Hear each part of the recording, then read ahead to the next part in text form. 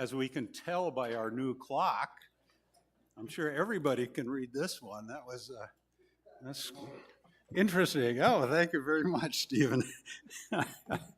All right, we'll call the meeting to order and ask you to stand as you're able for the Pledge of Allegiance.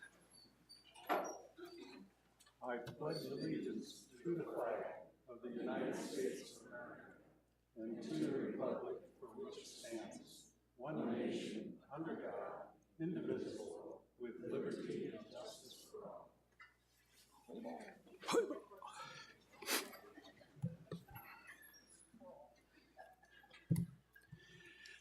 It looks like we're all here, so we have a quorum established.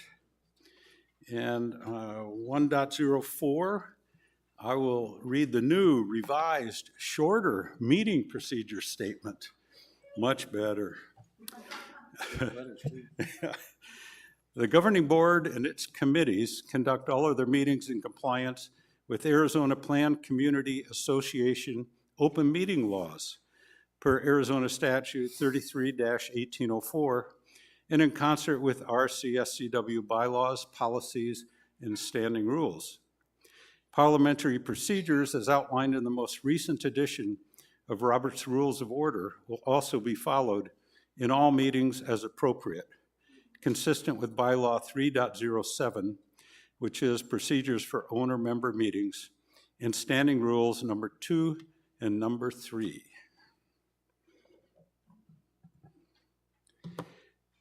All right, moving on to 2.01, minutes from January 7th, 2025.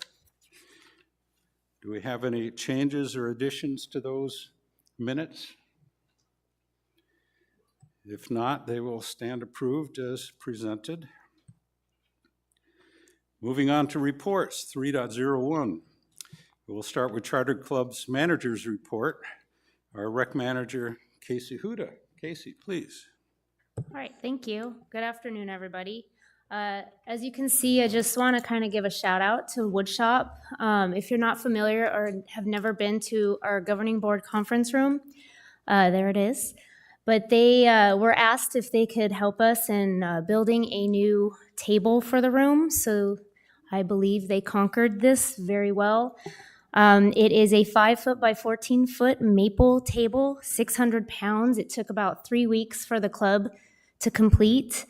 They also wanted me to just kind of explain that they do have a special project team that helps build items or fix for community members.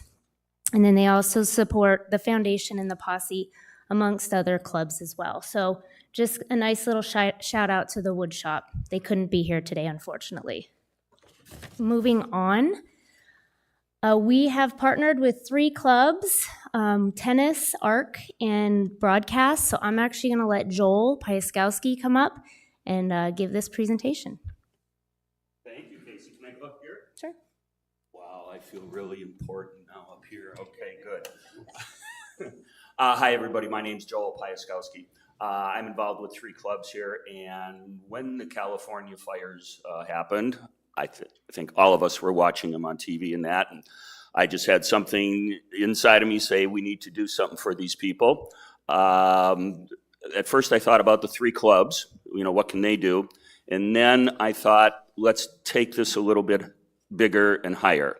Contacted our general manager, Mr. Erno, talked to him about it. Casey got involved with events. I thought, what a great way to have the community, RCSCW, and the clubs all together. So first off, thanks, Stephen. Thanks, Kate. Thanks, Casey, for all the help and support that's been happening so far. So let me just go through it up on top. It's called the All Hands on Deck event. For those of you that served in the Navy, you know what All Hands on Deck means. The Southern California Fire Relief Charity Event. It's going to happen Monday, February 24th at Palm Ridge.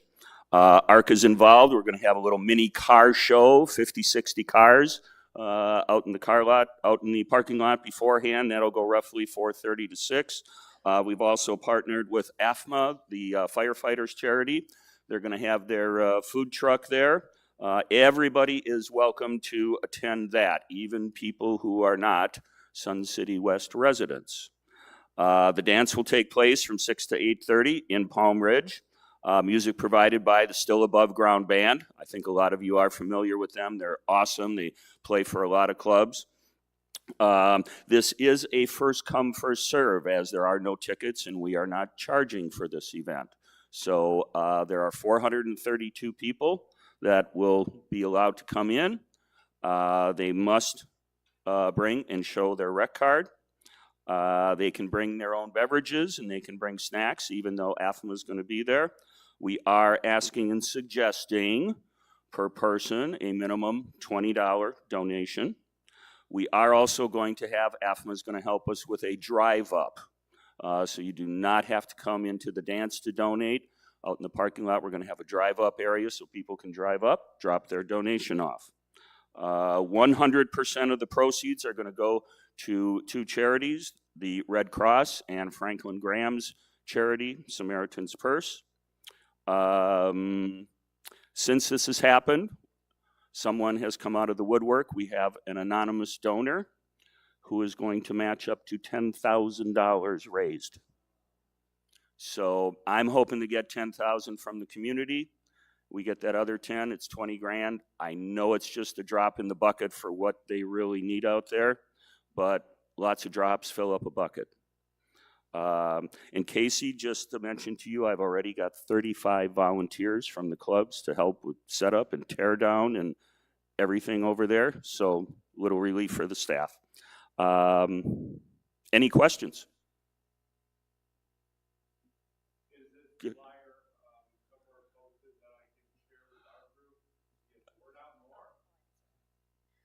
I will actually be adding it to all of our emails, but it is actually on the e-news. It was on the e-news last week. It'll be on this one all the way through till the event happens. We have posters that should be up on A-frames at each rec center. It is on our website. The only thing it's not in is the rec news. We didn't get that in time by the time Joel had presented this to us. So there's a lot of information out there.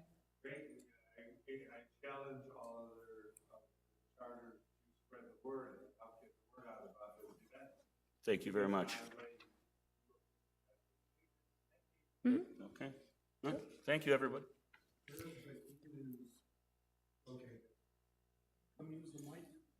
So when you guys ask questions, you can use the mic, but the question was, where's the e-news? You will get an email every week, but if you do not have that, if you go to our website, suncitywest.com, there's a registration for e-news right on the front page. So just make sure you do that. And also next week on our radio station, KSCW, Spots will be running, announcing it also. Okay, thank you. Sounds like a great event. Thank you. Thanks, Joel. All right, moving on. I talked about this last month, but Cheryl sent us a video, so we're just gonna show you a quick video demo. It's kind of fun, it's different, and I thought it would be something you guys can smile about today. Whoop.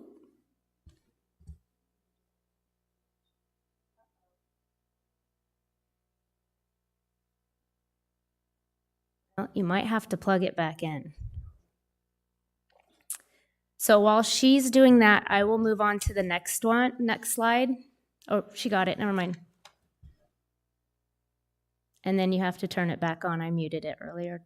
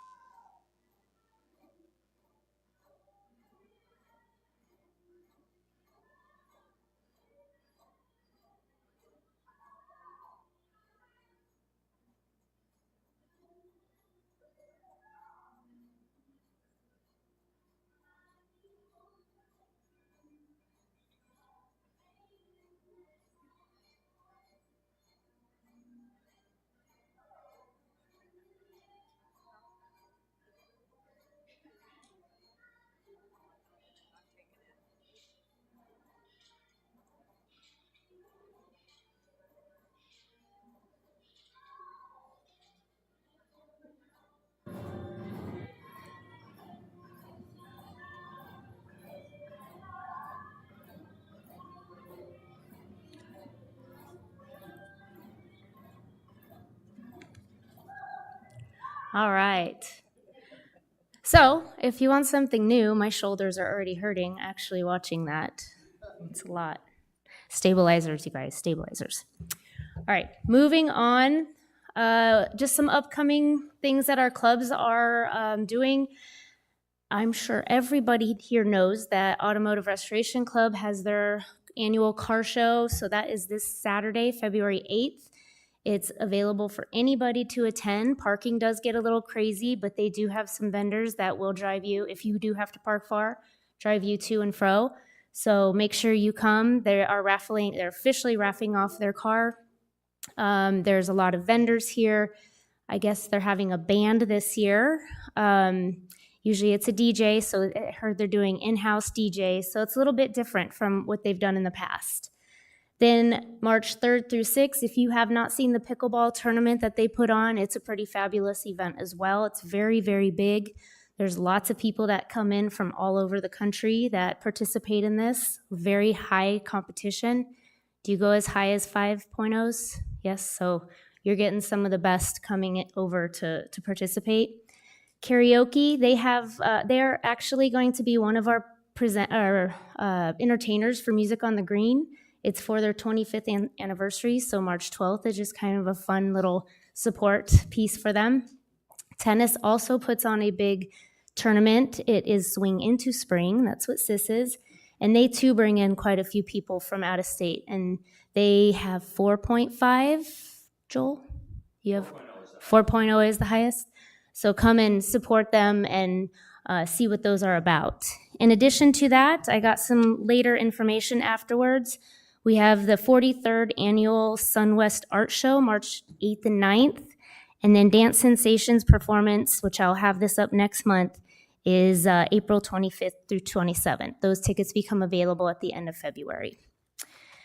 Moving on to Munchie Mondays with the Munchkins. This is just the presentation, so we can go on to the next one, so you can see what clubs are participating. So far, we have 3 clubs for March 24th and 4 clubs for April 7th.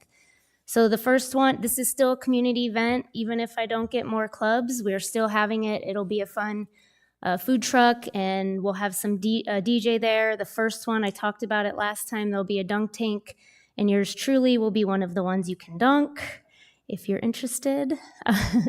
Yeah, sell out, yes. It's free.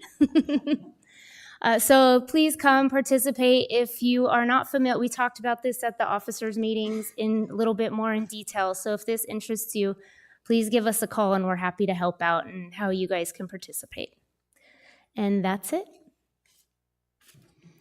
Well, thank you, Casey. It's obvious we have a lot of activity going on here in our neck of the woods, as they would say. I thought the cardio drumming was interesting because they have cardio drumming at the church that I attend, but they have 30 people who want to get into that class because it's too full. So I will definitely take this back and let them know there are other options. So thank you very much. Okay, we'll move on to the liaison reports, and I think we'll start with maybe Nancy and Denise with the social clubs. Anything to report? We are refusing to take place in this. Neither one of us really want to do it. Yeah, Denise would like to hold off if we could. We've only got 2 more clubs to interview. Okay, that's fine. David with the card clubs? I've met with all of them, and actually I plan on scheduling them all again here. I did talk to some of them at the open house. I made a point of talking to most of the card clubs participants at that as well. So, but nothing new, no complaints or anything. So. All right, thank you. How about sports with Nick and Michael? Anything? The group I look after, I have nothing to report. I do know there's another round of board and member meetings coming up, so I'll be trying to attend as many of those as I can. Great. Yeah, the clubs I represent, they have changeover, like most clubs when this time of year. They have a changeover officers and stuff like that, so I'm meeting up with them, especially at the meeting we had last month. Not many issues out there that I haven't talked about with individually with Casey and with you also. So I think continual monitoring would be good. Excellent. No complaints is always good. Hobby clubs with Vicky, anything to report? Only that I only have one more club to actually meet with the board, and I left them to last and expect to meet with the board this in February, as soon as they let me know when they're going to have their board meeting. It's a brand new president, so I figured I would leave them till last. Other than that, I haven't heard any complaints. I have actually gotten a few questions from some of the presidents for either questions or clarifications by email, which I was able to help them with, which is great. All right, appreciate it. Pat with Arts and Crafts, anything to report? Not much since the last meeting because of the holidays, so when I get the new list of all, we have a lot of new presidents, so I will start my rounds again as soon as we get that list updated, and I'll get back on it and get out to meet with everybody. I met with a couple of the new presidents so far. No complaints, everything's good, so kind of took the month of December off with all the holidays. All right, thanks. Cheryl, anything with fitness and dance? Okay, I met with 8 out of the 9, all the officers at the open house. And basically it was all of the same thing, you know, the trouble trying to get officers to run, the begging, that type of thing. I talked to all of them about, because the fitness club has moved from Palm Ridge over to the social hall. So there was a couple of hiccups in the beginning when the times changed and everybody coming in and out. That's all worked out now. We've got that under control. The classes are every single class that I've been to in the different clubs, they are stressing, do what you can. As you saw in the video for the cardio drumming, you saw one person there with the noodles, okay? If you have arthritis or something like that, that's what you do. She also had hip surgery, so she is sitting down now taking the class. In yoga, they are stressing, please come. We have these different classes for you. We want to help you. All of the clubs have totally embraced a person, everybody that has some kind of disability, or maybe some days are just not better than others. And that's all in that. So that's it. It's all going pretty good. All right, thank you. Casey, anything with golf? Not much. I did the officers meeting separate with golf and performing arts from what you guys all participated in earlier, but I have completed all that. So it's going well. Golf, we meet with the council on a monthly basis, so that happens the third Thursday of every month. It kind of changes where we meet, whatever's available. And then theater, that's performing arts, I should say. That's actually only 3 clubs. So I mentioned earlier, Dance Sensations has a performance coming, and then Western Airs also has an April performance coming. So. All right, thank you. You all should really appreciate the time that all these committee members spend with all these different clubs and learning about them and helping them if they have problems. It's quite an undertaking, and I certainly appreciate it. We will move on to new business, 4.01, update club space expansion request. There was a meeting held on the 28th of January. I think we had 18 people there, 2 from each of the affected clubs and 2 people from budget and finance, properties, and chartered clubs. And we had staff there also. It was, no conclusions were reached. It's still a work in process, but I think everyone involved thought it was a really good meeting, and maybe Casey or Carl may have some comments. We got some information. We received information from some of the clubs that we were not familiar with, so it was good to take some insight. They were tasked to send over some more information to us, and then we're going to have another meeting, so that has not been determined yet, but once I receive everything, then we hopefully will have another meeting and maybe a little bit more firm update. All right, thank you. We look forward to the next meeting, which has not been scheduled yet. Are there any questions from the committee? Any questions or comments from the audience? If not, we will move on to 4.02, which is the proposed fiscal year 2025-26 CIP and R&R expenditures, and that would be Carl and Todd. Take it away, Carl. Good morning or good afternoon. It's been a long day already, so happy to say that we gave this presentation earlier to Budget and Finance for their relevant items, which is the entire budget. So primarily, you've had this for all of January. We did our last meeting in January. This is February's opportunities for any change. Anything particular with the Charter Club, there is no changes that I'm going to present today, but I'm going to give you a little update on the budget overall with some changes that came for other departments or the overall budget. So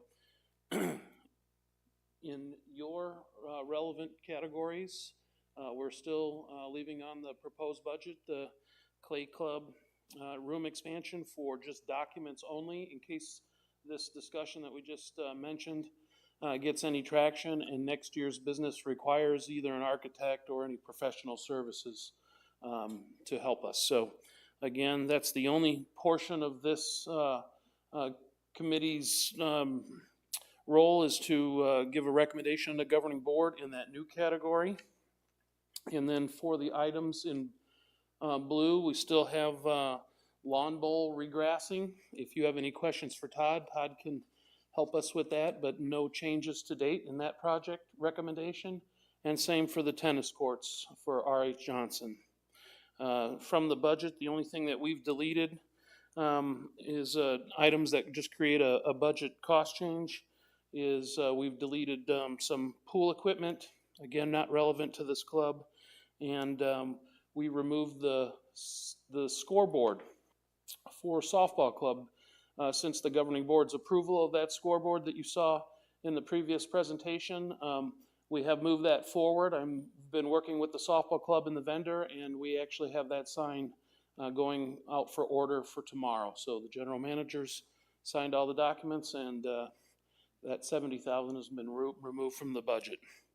Laura, if you could just go to our presentation portion.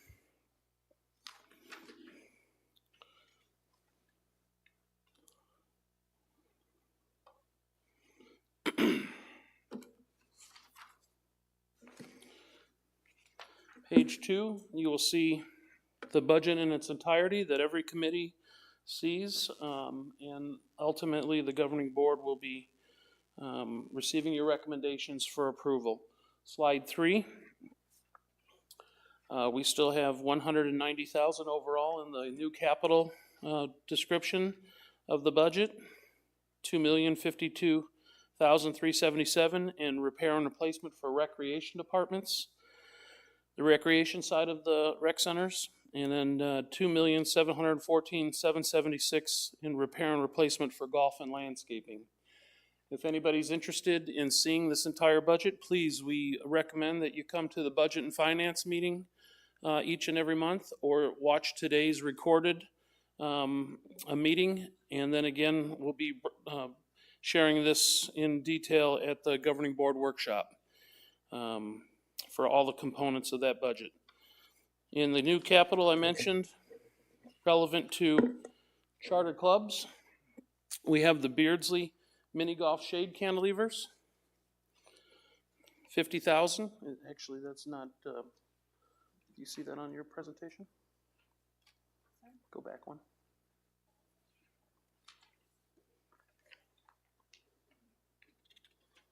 Interesting, okay. Not part of the charter clubs, this is properties, I'm sorry. Again, there's no changes.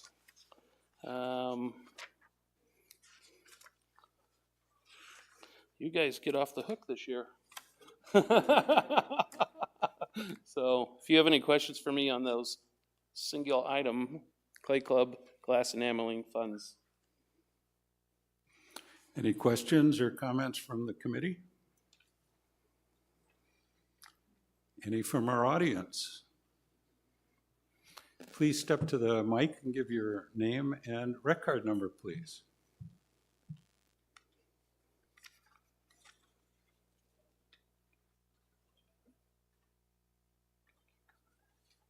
Good afternoon. My name is John Obradovich, 105963.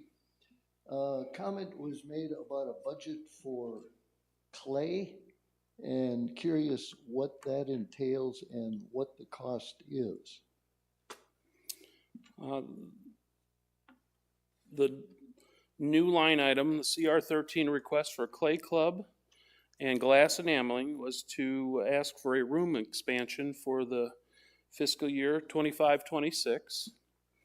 It is our determination that in fiscal year 25-26, the only funds that we would be asking of the governing board would be for the opportunity of architectural documents if we got to a place of discussion that we could figure expansion out. And currently, we haven't made that conclusion. We've been working with the Charter Clubs Committee and the other committees and the clubs, Computer Club, Photography Club, Glass Enameling, and Clay Club, on whether there's an opportunity for moving a club to get expansion in another at Beardsley for Clay Club and Glass Enameling. And to date, we have not solved that yet. So, but these funds are here for an architect if needed in FY25-26 if approved by the governing board.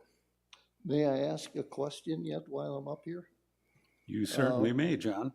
At the January 28th meeting, something was mentioned about how stained glass is doing glass fusion, and supposedly stained glass has a lot of room, and we've got a glass fusion club at Beardsley. Don't know if that's been looked at all. And another thing was that was also brought up by the charter board members was that there's a choke point. There aren't enough kilns even with the expansion at Beardsley. So to spend $500,000 to $1 million for an expansion would need to be looked at regarding the choke points for glass and clay. Thank you. Thank you, John. I know that those two items and many more are being looked at by our operations people, and when we do eventually schedule our second meeting, those will be addressed. But thank you for bringing those forward. Any other comments from the audience? If not, well, thank you. Thank you.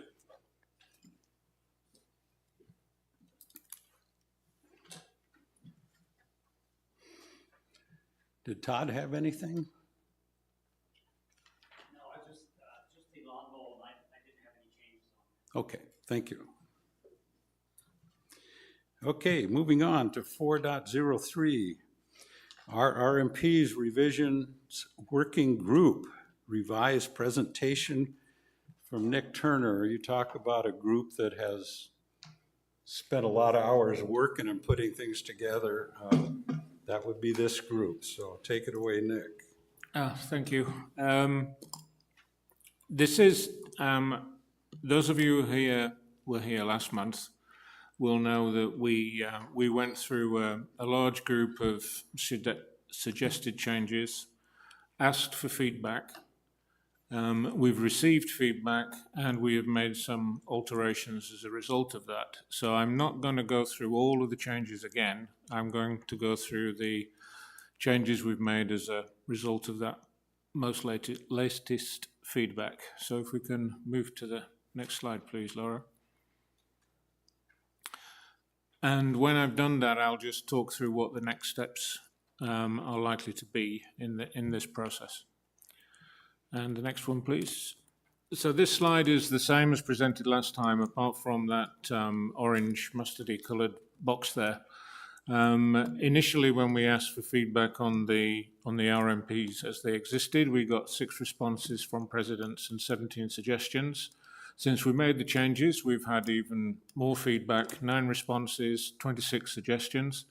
And the feedback has been basically, it's been good, it's been honest, it's been provided in a good spirit. It's positive feedback, and some of the feedback we got was, some of them were just simply, well done, carry on.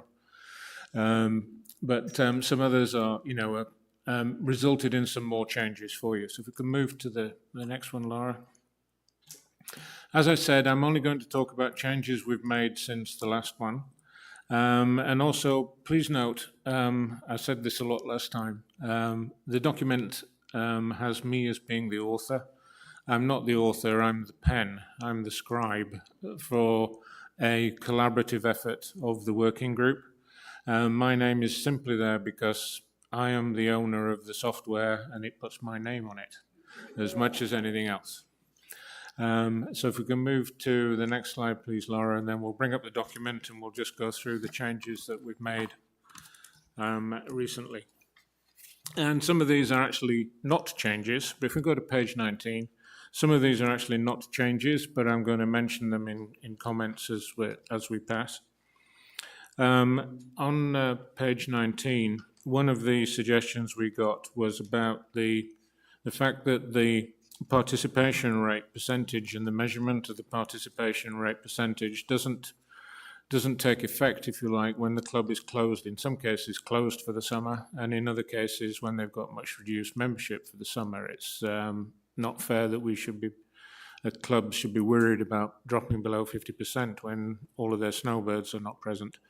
The RR&Ps did say, I don't know if you can read that in the room or whether we need to zoom in a little bit.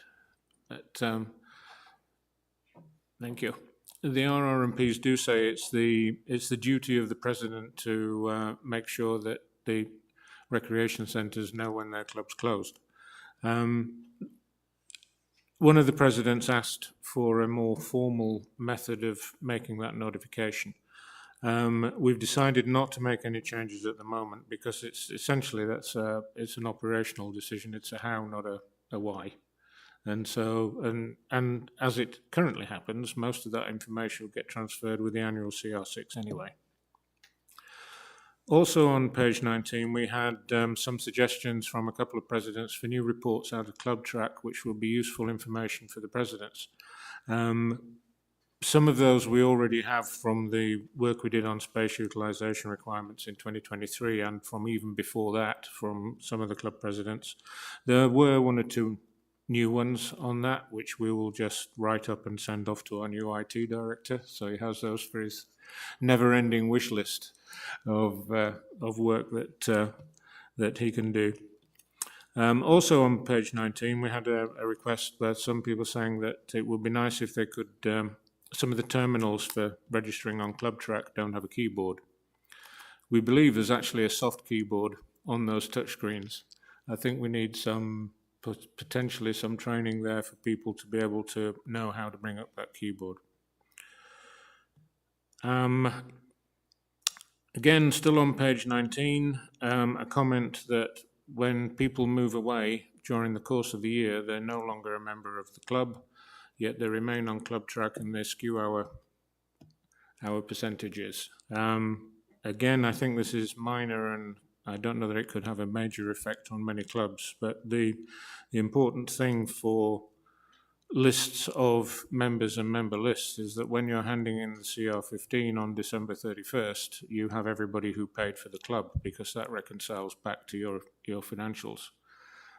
Whether somebody should remain on Club Track even though they're no longer a resident, again, I think is an operational matter, and that just needs to come through as the guidance with Club Track. If the recreation manager wants us to those people to remain on Club Track, they should. If not, that's and again, I think that's an operational decision.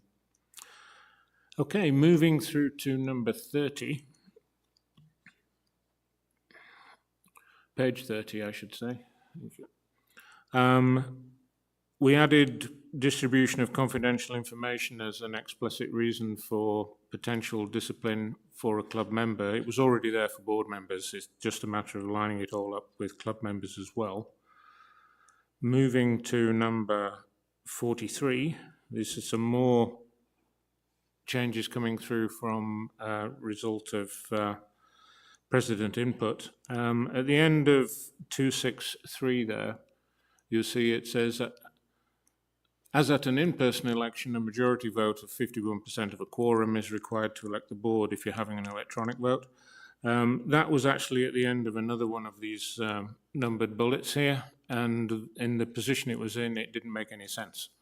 And so we've just moved it to a place where it does make more sense. Similarly with 2.7 there, we've changed secret ballot to confidential ballot. Minor change, but again came from club president input. And on 431 on page 45,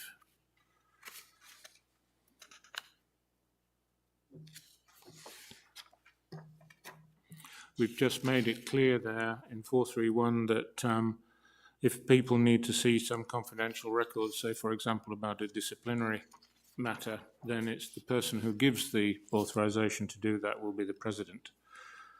On page 45 on 432, again, there's a good suggestion came in that the confidential records should be held electronically with password or authorized protection access for other people to go and look at them. That's a very good suggestion. With my experience with some of our club boards, I think that's probably going to be a little beyond them technically at the moment when it comes to password protected links to cloud storage of club records. So we've actually, just to clarify the situation, we've made it explicit at them that these should be paper records, and so that there are not electronic copies hanging around and floating around. Also on number 45, we clarified that, well, a little bit of history here. The ability for a club membership or an individual member of the board to call a special meeting was never in the RR&Ps. That was always just something that was in the bylaws template. So we took the text from the bylaws template and put that into the RR&Ps to make it more of a stronger requirement. But what we've done, again, after club president feedback, is we've clarified that the same notice periods for those meetings also apply as they would for a regular meeting. So if the club membership, the 10% of the club membership demands a special meeting, it has to happen with the same notice to the rest of the membership in terms of publishing of agendas and so on. And the same applies if a member of the board wants to call a special meeting, the same notice periods should apply. On page 46, some feedback on the email list and the privacy. We've made it clear that the president is a person who authorizes individuals to have a copy of the mailing list. In order, especially the larger clubs with different groups, things that spring to mind is most of the sports clubs and sportsmen's clubs with their hiking groups and ATV groups. Quite a few people need access to the mailing list to coordinate the activities of those groups. Well, they can do that, but the president's the person who says, yes, you can. Page 47, just modified the number of people in the club. We were saying it had to be 2 club members who had to be there. At the moment, we're just saying it needs to be 1 club member and 1 other. So you always must have to have 2 people in the club for reasons of safety. Number 50, page 50, I should say. We've added, this again has come from club president input, and we believe it was a rule that existed in the past, but doesn't, for some reason, isn't in the current RR&Ps, is that if you are using contractors who need certification, I'm thinking fitness and various other things, that the contractor needs certification to prove that they can do what they do, then copies of that certification need to be attached to the contract and so on, and that copies of that are properly collected and filed. And finally, we just had quite a few typos and some grammatical errors, and we picked those up and tidied those up, and several people reported the same the same errors. We were missing the word "not" where we should have had it. Yeah. Oh, just been pointed out to me on page 46, I missed one of the modifications in 7.1, that we made it clearer that the membership list is should not be generally available to the members. I know some clubs do that. They have a membership list which members can access. One of the major reasons, apart from privacy, one of the major reasons is I don't know any of the details of this, but I've heard that there have been a couple of instances of stalking. And in order to protect the safety of our members here, we need to be very careful with publishing people's, not only their rec card numbers and emails, but also their physical home addresses and things like that. And finally, there were some other comments that we received which were actually beyond the scope of the group and what we're working on, and we will pass those through onto the people who need to see them. Questions? Oh, sorry. Can we go back to the presentation? I forgot to do the next steps. But in the unlikely event that we get no comments today that result in any further changes, it might be possible, with a chairperson's permission, to move to a consensus on agreement on this, on moving it to the governing board. If there are any changes, we'll bring those back at the next meeting, and we will again make a recommendation to move these forward or not at that point. Okay. Thank you very much. Appreciate all your work. Thank you. And I know it was a lot. Any comments from the board? Any changes or feedback that you would like to present on what this working group has done? Nancy. Thank you for doing all of this. I've read through them over and over again, and this is quite a task to take on. My only question, or maybe just a way to go, guys, we have the social clubs, so we have spent a lot of time talking to about 8 or 10 different just social clubs. One of them is the LGBTQ club, and there's some real safety concerns out there by those guys, in that the temperament of our country has been changed a bit. But good reason to not get those lists out. They're having some questions, and we'll deal with that with Casey, but they don't want their names out. They don't want their numbers out. And that's probably wise at this time, but I just thought you guys doing that way smart. Don't give out all of that information. Cheers. Oi. Thank you for those comments. Any other comments from the committee? Any comments from the audience?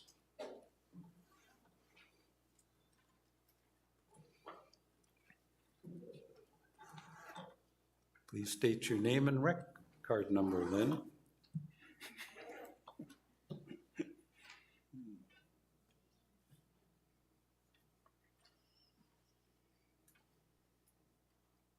Lynn Kellis, 129120. Just a couple quick questions. Page 47, 2.5 says that all club members are eligible to be a club board member. I'm wondering if perhaps we should include just in good standing with that comment. I don't know if you feel that's necessary or not. Just thought I'd put it out there. And the other item is, I know that there are several of our clubs that have an online membership list. Well, it's not a list. They can't see it. They can't run on it. But if you type in the person's name, it will pull up their telephone number. So you're saying that is no longer allowed? If the board accept the RR&Ps as they currently are, that wouldn't be allowed. Because there are several clubs that are doing that right now. We do not provide any addresses, and they do have the option to opt out of it. We did consider whether people should be allowed to opt out or not, but the consensus of the group was that no, none of the members' personal information should be available generally to the rest of the membership or the community as a whole. So it doesn't mean that other people within the club could have access to that information for club business. Well, here's another issue with that, is that we all have monitors in our club. How do we notify them if we can't let our people have that information? Sorry, how do we know? How do we notify, let's say Casey is going to be a monitor tomorrow morning. I have to call up the day before to remind Casey of her monitoring and send an email. So if we're not providing any of that information, how do we notify them? If you are the person who's organizing the monitors of the club, then I would assume that the president would authorize you to see that information so you can fulfill that task. Yeah, what we're saying is that people within the club can have access to the information. So, for example, lawn bowling, we have the Sunshine Committee that needs to mail the get well cards to members who are ill. We have a tournaments chair who has to contact people within the club who are taking part in tournaments, and also may need to phone people to come in and help with setup or marking, as they call it, in some of the other tournaments. So those people can be authorized by the club president to have access to that information. Okay, well, yeah. Currently, and I know we're not the only club, we have our monitors each day doing that calling, because we don't have a person, not the president, not anybody on the board, that is always there first thing in the morning to make those calls. So I'm just saying, if you could please maybe reconsider the opt-out, it might be beneficial for several clubs. And I'll just be waiting to see what you decide. Thank you. It would seem that the intent of this is we don't want people outside of your club to have access to these names and information, and I believe that's what these changes have done. What you do within your club to provide information to your club members, I think that's different. But that's not what I'm hearing. Outside of the club, we do not provide anything to anybody who walks into the club. We will not disclose if that person's a member. We will not disclose their phone number, their address, their email, nothing.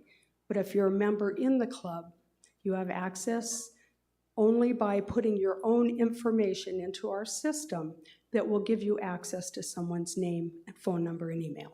That's the key right there, is to prevent somebody from inside your club broadcasting this information to someone else, as long as it's trying to narrow down the access to these. If it's a club president and they get okay, here's an example. If the club president gets a list of individuals that need to come in as monitors, they would send that information to that particular group monitor or that individual who's leading that group. Then it's controlled through you. It's called single point of access. I'm not really clear on how you see that coming through, but what I am hearing is two different descriptions of what's going on. I'm hearing that no member in the club should have access to another member's telephone number or email address. And then I'm hearing only members of the club should have access to that name and telephone number and email address. It should only be we never give out a physical address, and we don't give information to anyone who is not a member.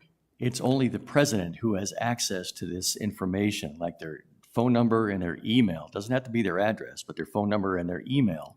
And they give it to the individual who's requesting it. So it's a single point of access. The issue... Go ahead. Yeah, the way it is currently written, is the only people who can access the contact information for members of the club are people with the authorization of the president, not ordinary club members. And the reason for that, as I said before, apart from just general privacy in today's world, is we have heard of a couple of instances of stalking. And what we're trying to do is to protect our membership. And when it comes to issues of stalking, it's protecting a club member from a member of the same club. And to be honest, I do not think this is an onerous task to put upon the board of a club.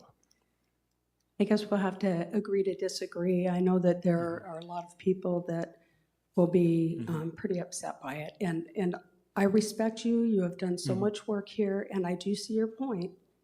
But I can tell you as a president, I have a lot of things going on, a lot of moving parts, and I think most presidents of clubs are in the same boat.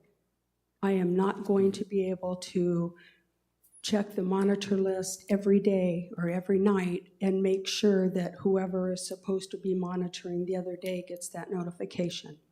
I can probably set up, make sure our trigger for email goes. That's all they'll get. But unfortunately, when they don't get a phone call often, they don't show up, then we have more issues. As it's written right I see your now, the point. president can delegate an individual to collect those names of that information to be sent to the other individual who's requesting it.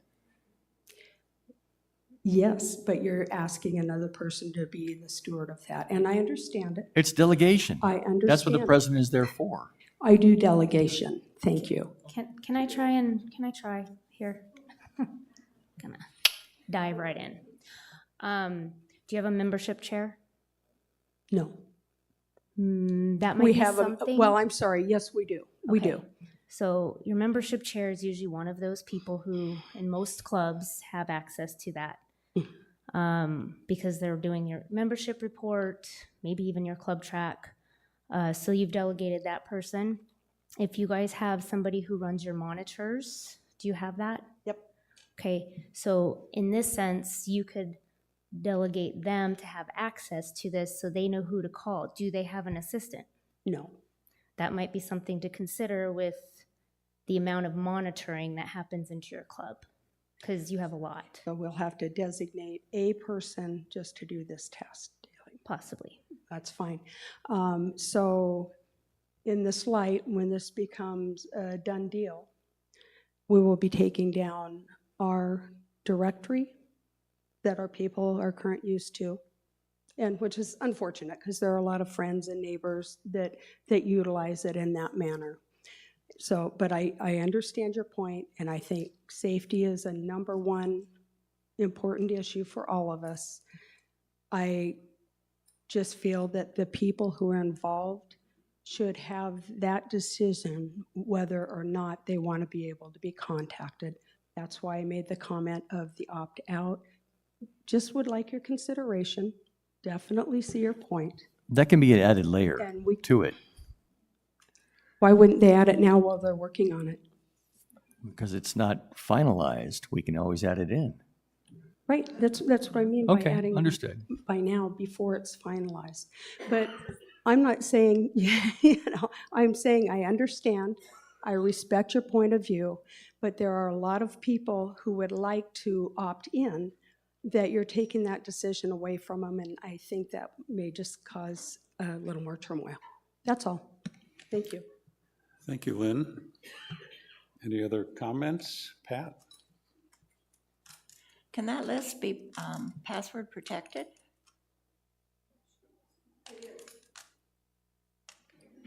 I believe every club that makes their list available to the membership at the moment does have them password protected, and So you then need to it's not be a available to member to everybody, get a right? password. Yeah. Okay, so it's not available to everybody. There would have to be some reason that they had that password? Password? Or, I don't know. No, some of them you have to be a member of the club to access it. I don't know exactly how the security So works. any member of the club is available, can get that password. Is that what you're saying? Or they have their own password, but yes. No, but I there's- mean the password to get to the membership list. Some of them are password protected, where you have to have a password to access that membership list. No, well, my understanding of how it works is that that club has a separate membership linked to your email, so you have your own email and password, and those people who are members with their own email and password can then get to the membership list. So it's not one password for the membership Okay, our list. club does. Yeah. We have one password there. You have to be under membership. To get to the membership list, you have to know that password and put it in to have access to that membership list. Interesting to know, does that change frequently, the password? Or can the past members still get in? I'm not sure how often it changes, but I know that that's the only way we can get into it, is if we know that password, because it comes up, enter your password. So would that help if every club had that, then only authorized? No, it's still, if the principle is that only members of the club who have a need to know to undertake club business, if you still make it available to every member, you're breaking that. But without that password, it's not available to you. It doesn't, whether there's a password or not is irrelevant to the issue. The issue is who can access the membership list, not how. It's who can access the membership list. And what we're saying is the only people who can have access to the membership list or a subset of the membership list are those who have a need to know in order to conduct club business. If you just want to phone someone up because you need a partner to play tomorrow, Right, no, I get that. you can't just look them up and do that. Right, I understand. Okay. Hi, I'm Jeff. Yes, sir. My member number is 136189. I'm the newly elected president of the LGBT Club. I agree that the steps you're taking to try to protect membership information is important. I will give you a point of reference very quickly. In my 20s, living in the Midwest, I was stalked. Every time I came home, every time I turned the light on, the phone would ring. And there was nobody on the other end. And that would happen several times. I moved from where I was living because of that. Now that may sound silly to most of you who've never been stalked, but hi, I'm a stalker. Nobody tells you they're a stalker. So I do believe you need to be able to use your own personal discretion of who you give your name, number, etc. to. And it should not be a list that for convenience sake, other members can get to. Now, I realize I'm the president. I know I'm passionate about this. I just think that it should be, how about going back to the old days where we gave, hi, you seem like a nice person, and we give each other numbers, etc. And then if it winds up to be a weirdo, oh well. But it shouldn't be at the discretion of the clubs divulging that information and then setting someone up for an unpleasant experience. That's all I would like to say, if it's all right. Thank you. Appreciate those comments. Hi, my name is Benita Howe. My rec card is 141368. Thank you. I respect and support the board working so hard on the, making sure that we understand the what is allowed. And my comment as the new president of the Weston Airs, please come to our concerts in April. Anyway, is that there is some technologies that can really help you from this what into the how. So maybe in the summer or something, we could do some little workshops to show you some of the things that are available that actually will, kind of help you to manage this and to make decisions on how you want to implement it. So just as a 2-year resident of Sun City West and a technologist, there might be some things that can help you to honor the what and also how you apply it to the how. Good opportunity for an advertisement. Yes. All right. Do we have any more comments from the committee? Nancy? This is a pretty big deal. I think. And from what we were talking about and being in the Clay Club, you write your numbers down, and when you sign up for monitoring, you write your phone number down. You go into a book and say, I'll be here this day, and you write your phone number down. But to allow any of the club members to get the whole list is just not good. It's just, this day, it's just too much, I think. You will have to figure out a way to send it through somebody else, and then they can jot it down. I had John Doe call me. He wanted Susie Q's number. You know, we should know that. I've given out the number for this person. But I think it's going to be a pretty big change if we authorize it, which I'm good for. But it's going to cause some rock and roll, Kelsey. Thank you. Is there anything online, Nick? No. Any other comments from the committee? Yes, Casey. I'm obviously not going to give who it is, what club it is, but I get this question quite a bit from a handful of clubs. But let me give you an example. So you guys, when you have your elections for your officers, and if people have access to that, that's their point of contact to call you, send emails that maybe you don't want to receive, and it's unfair to the other people that are one of the candidates for the board. So I have had a person come and ask me to give it to them as the rec center manager, which I obviously said no and gave them the explanation as to why. So you guys have the how. Well, there is always a why. And when that comes to us, we bring it to the attention to the committees and or the board of, or the governing board, so that we can address this and protect the association, which is you. So those are just some things to think about. I do have a lot of examples, but there's no reason for me to explain them here, but I just kind of wanted to put that out there. Thank you, appreciate that. Anything else from the committee? We do have a comment online. Nick? The comment, I've just asked Larry to add his rec card number, but the comments from Larry Plaster from the tennis club. Our members will be upset by having to delete our membership rosters from our website. All members have the option to opt out of the roster. At a minimum, the membership chair and the treasurer needs access to the membership database. Is there a formal process proposed for delegation of access? Is there?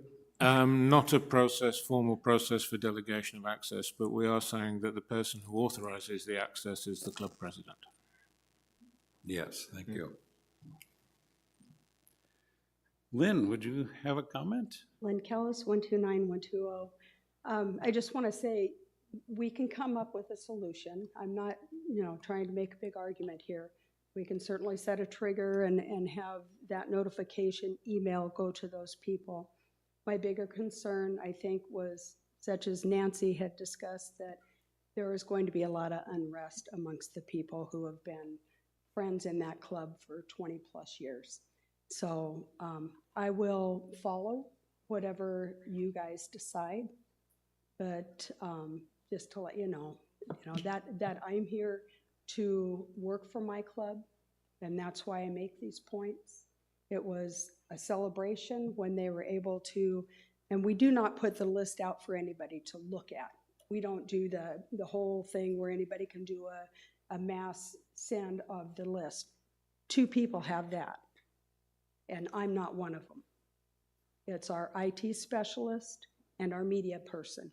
They are the only 2 that have access to our mass mailing list. But I will respect what you decide. I do want to mention, though, if I was being stalked, which I have been in the past, but that was not from an address or from a telephone call or an email. If somebody wants to follow you, if you're in the club, they're going to follow you home. But again, like I said, I'm just battling for my club. What you decide, we will follow. Thank you. Thank you. Yes, ma'am, your name and card number, please. I'm new to this whole thing. I'm Cheryl Schmidt. I'm the new president of Glass Fusing and Enameling, and my number is 136256. And my concern is, at this point, I have no idea how we go about blocking information when it's in Sign Up Genius. Right now, anybody in our club can go to our computer and pull up, if they have the last name, they put the last name in and it calls up all the information. So I'm asking for your help and your, in finding out, this is another aspect of this protecting information. Thank you. I think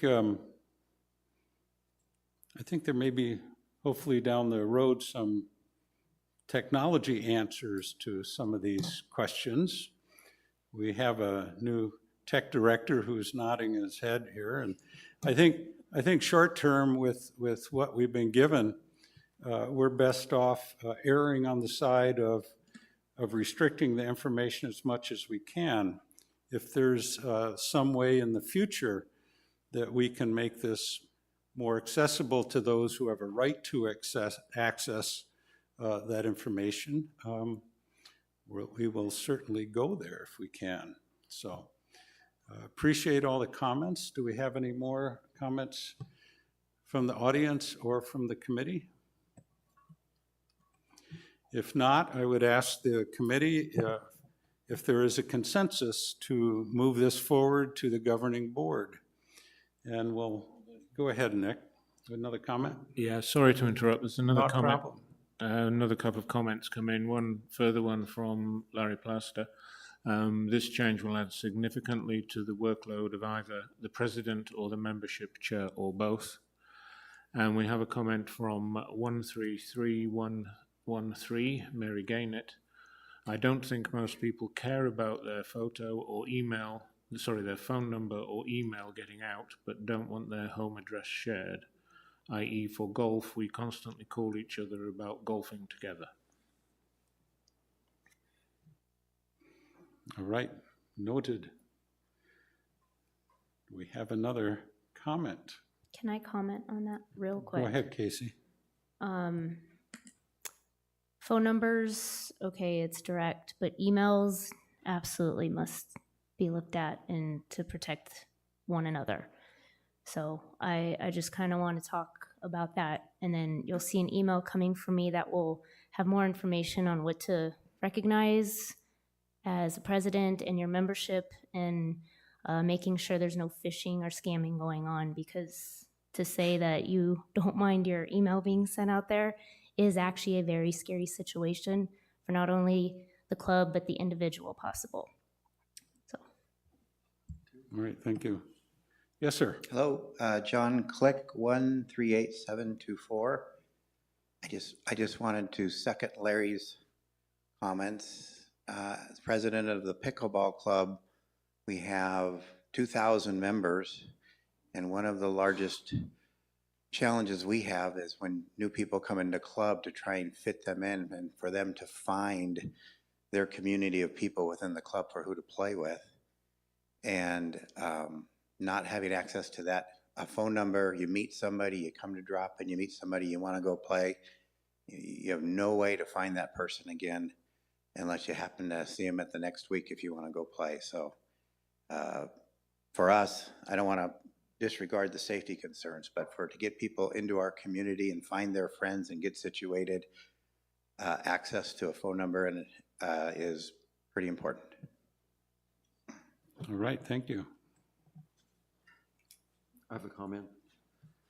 Go ahead, David. In softball, we have a situation where almost everybody on a team, the manager has their number because for reminders of when the games are, or if there's a frost delay or anything else to keep us updated. And it would be a big issue with them as well, I think. And every season they redraft, and so different people are on different teams. So every season you have a different number of names on each team, so that is pretty readily available at the present time. There's a board meeting tomorrow I'm attending, and I'll bring this up to them, try to find out. I'm not the liaison, but I have a pretty good working relationship with most of them, so. All right, thank you. You say the manager has the phone numbers of all the players. Was that posted online? The rosters and schedules are posted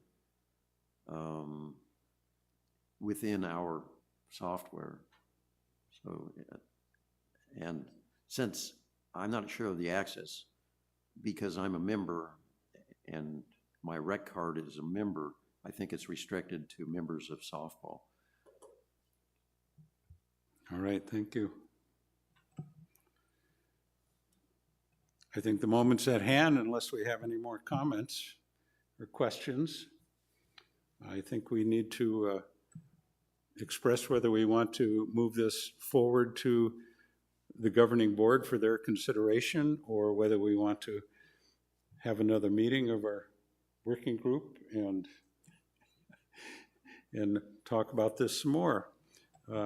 Again, I think that long-term, we're going to find some resolution to some of these issues that have been brought up, and I, for one, certainly don't take them lightly. I think protecting our personal information is extremely important, and again, I would just soon err on the side of caution. But anyway, I'd like to get some opinions on whether we should be coming to consensus and moving this forward, and I'm going to start with Cheryl.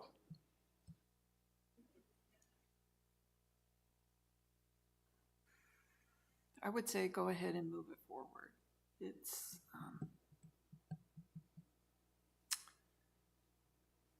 tough.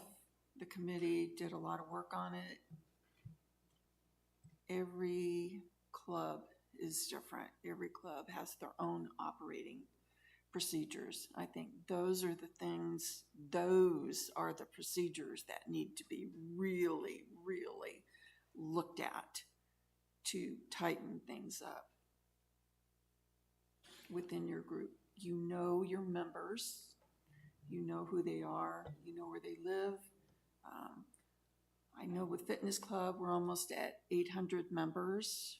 There are 3 of us who have control over names, addresses, and numbers.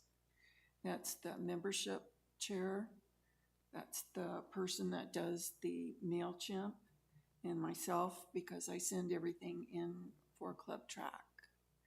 I think you have to look at the procedures internally, but I think move it forward. Thank you, Cheryl. Pat? I guess I'll say move it forward. We'll see how the governing board thinks about that. Yes, thank you. Vicki? Move it forward. Nick? Move it forward. Michael? Onward and upward. Denise? First of all, I want to say thank you to all you guys that worked so hard on that.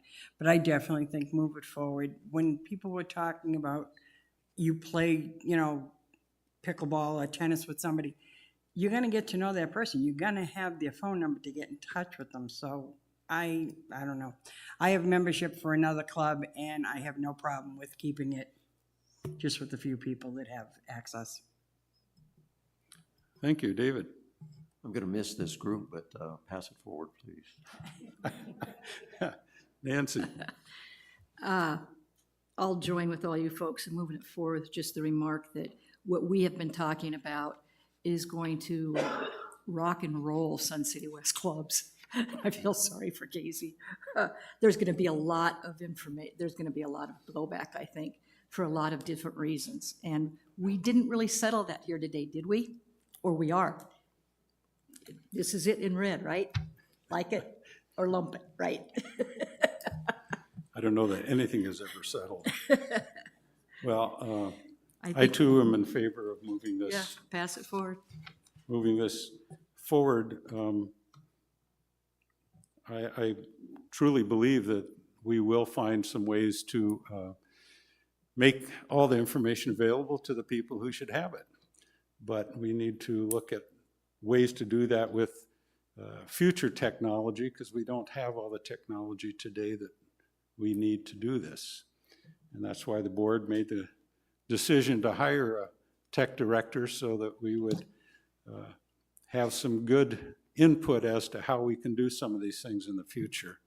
And we look forward to that. So that concludes 4.03. We will move on to 5.01, committee comments. And let's start with Nancy. We're finally making some headway here, especially with these wonderful things. Denise and I have probably stepped a little too far, maybe. We've written everything down. We have taken every comment. We have attached it to a person who said it or whatever. We have quite the log to turn in. We're not just calling them and say, hey, how's things going? In which case, there are some complaints. So we have all of them written, and we'll present them in March. And I guess we just need to know, do you want us to read them? Do you want me to make 15 copies? Not quite sure. We're a little bit more specific than most. I would get those to Casey, and Casey and I will have some discussion as to what we bring forward to the Yeah, I full wasn't committee. sure to release all of it in a public meeting or not, but they are comments that the staff needs to know, those kind of things. Okay. David. No further comments. Denise?